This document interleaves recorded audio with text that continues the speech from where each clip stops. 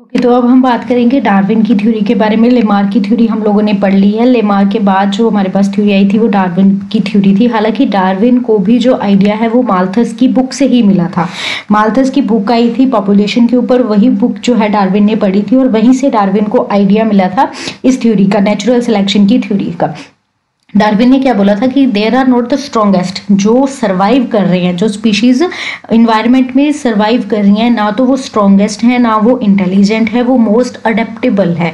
मतलब जैसी सिचुएशन उनको लग रही है, जैसा इन्वायरमेंट उनको लग रहा है, वो उसी ढंग से चेंज हो रही हैं, खुद को चेंज कर रही हैं, अडेप्ट कर रही हैं। That's why they are living the most. देखो डार्विन की जो थ्योरी थी it was influenced by Malthus. Malthus की जो बुक है पॉपुलेशन के ऊपर, प्रिंसिपल्स ऑफ पॉपुलेशन, उससे डार्विन को आइडिया मिला था उनकी थ्योरी का। माल्थस ने अपनी बुक में बोला था कि एवरी स्पीशीज जो है उसके पास अनलिमिटेड कैपेसिटी होती है रिप्रोड्यूस करने की, लेकिन वो इतना ज़्यादा रिप्रोड्यूस नहीं करती क्योंकि रिसोर्सेज लिमिटेड होते हैं। और जब भी रिसोर्सेज लिमिटेड होते हैं वहाँ पे होता है कंपटीशन।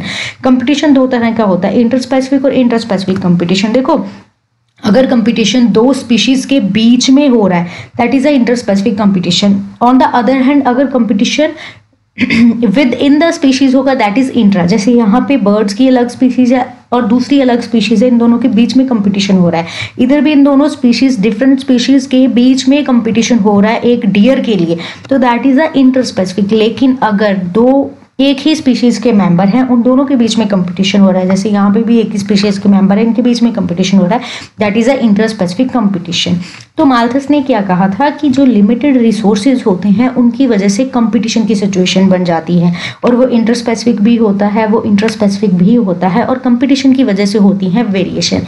देखो जब भी कहीं पे कंपटीशन होता है तो हम लोग क्या करते हैं, खुद को थोड़ा चेंज करने की कोशिश करते हैं सो दैट हम उस कंपटीशन से ऊपर उठकर जो हमारी नीड्स हैं, जो हमारे रिसोर्सेज हैं, उनको हम लोग फुलफिल कर सकें। तो ऐसे यहाँ पे भी क्या होती हैं, वेरिएशन जो होती हैं दे आर डिसकंटिन्यूस वेरिएशन, जैसे म्यूटेशन होगी, या फिर कंटिन्यूस वेरिएशन जो धीरे धीरे वेरिएशन होती है, थोड़ा थोड़ा चेंज आ रहा है और वैसे वेरिएशन हो रही है। ठीक है, तो जो म्यूटेशन होती है इसके बारे में, जीन के बारे में हम लोगों को हालांकि मेंडल ने बता दिया था, लेकिन मेंडल के काम को कोई भी रिकॉग्नाइजेशन नहीं मिली थी। क्यों नहीं मिली थी?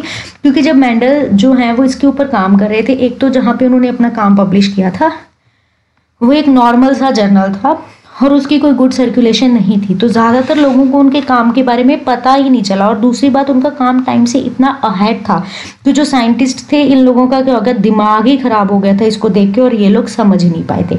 और तीसरा, जब इन्होंने मेंडल ने अपनी थ्योरी दी थी तो सबका ध्यान किधर था, डार्विन की ओर था, डार्विन की एवोल्यूशन की थ्योरी की ओर था, तो किसी ने मेंडल की थ्योरी को ध्यान में ही नहीं रखा।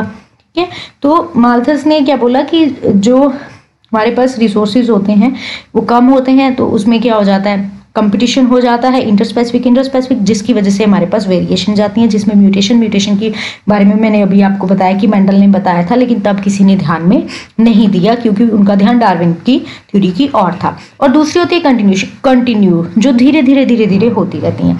कुछ जो वेरिएशंस होती हैं वो हेल्पफुल होती हैं, कुछ जो वेरिएशंस होती हैं वो हेल्पफुल नहीं होती है। तो इन सब पॉइंट्स को ध्यान में रखते ही डार्विन ने हमें थ्योरी दी थी, थ्योरी ऑफ नेचुरल सिलेक्शन। ये थ्योरी हमें क्या कहती है कि अगर आपको सर्वाइव करना है किसी भी सिचुएशन में तो आपको वहाँ के इन्वायरमेंट के हिसाब से खुद को अडेप्ट करना पड़ेगा, तभी आप लोग आराम से वहाँ पे सर्वाइव कर सकते हो। Only those who have helpful variation will survive better. देखो यहाँ पे हमने बोला रिसोर्सेज कम है, कंपटीशन हो रहा है, कंपटीशन की वजह से वेरिएशन हो रही है, वेरिएशन भी जिसमें हेल्पफुल होंगी, यूजफुल वेरिएशन होंगी, वही लोग जो है वो बेटर सर्वाइव करेंगे और उन्हीं के ज़्यादा ऑफस्प्रिंग होंगे, क्योंकि जो कैरेक्टर्स हैं फिर वो पास आउट हो जाएंगे टू द नेक्स्ट जनरेशन। तो theory of natural selection in short हमें क्या बताती है कि you have to achieve better characters to live in the environment. अगर आप किसी इन्वायरमेंट में रहना चाहते हो तो वहाँ पे उसके अनुकूल आपको कैरेक्टर्स जो अपने आप में लाने पड़ेंगे, तभी आप उस इन्वायरमेंट में, तभी आप उस कम्युनिटी में, तभी आप उस जगह पे, उस पॉपुलेशन में आराम से सेटल्ड हो सकोगे।